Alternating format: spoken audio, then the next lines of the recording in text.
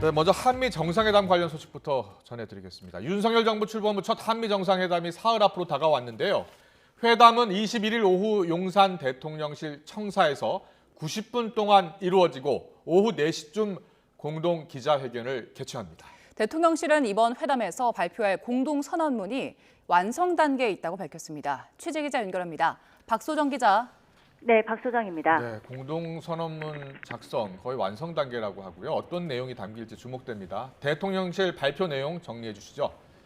네, 김태효 국가안보실 1차장이 오늘 브리핑을 진행했는데요. 이번 한미 정상회담은 공식 방문 형식이고 20일부터 22일까지 2박 3일로 진행됩니다.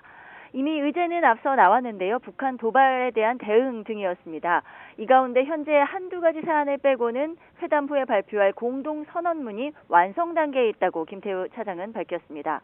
일정을 정리해드리겠습니다. 조 바이든 미국 대통령이 20일 늦은 오후에 도착하는데요. 이후 양국 정상은 하루 한 번씩은 함께하는 시간을 가질 예정입니다.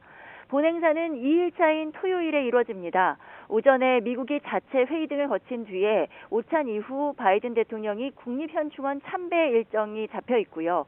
그리고 나서 오후 1시 반쯤 용산 대통령실 청사에 도착합니다.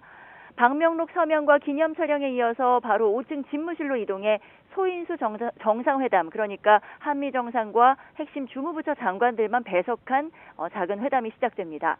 이 소인수 회담 의제는 북한 대북 정책 그리고 동아시아 협력 문제가 될 것으로 예상됩니다.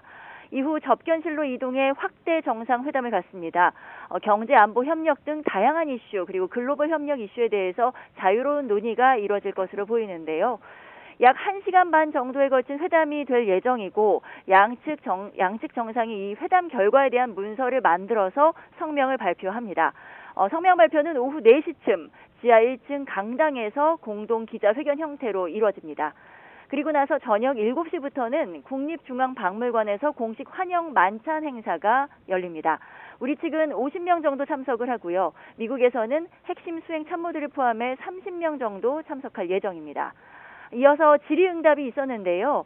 김태우 차장은 이 자리에서 최근 윤석열 대통령이 대북 인도적 지원 방침을 밝힌 만큼 대북 백신 지원이 회담에서도 안건이 될 것이냐라는 질문에는 정상회담에서는 이것에 대한 논의가 어려울 것이라고 답했습니다.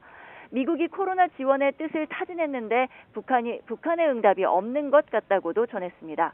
또 회담 기간에 북한의 도발이 있으면 기존의 일정을 변경하더라도 한미 정상이 즉시 한미연합 방위태세 지휘통제 시스템에 들어가도록 계획을 마련했다고도 설명했습니다.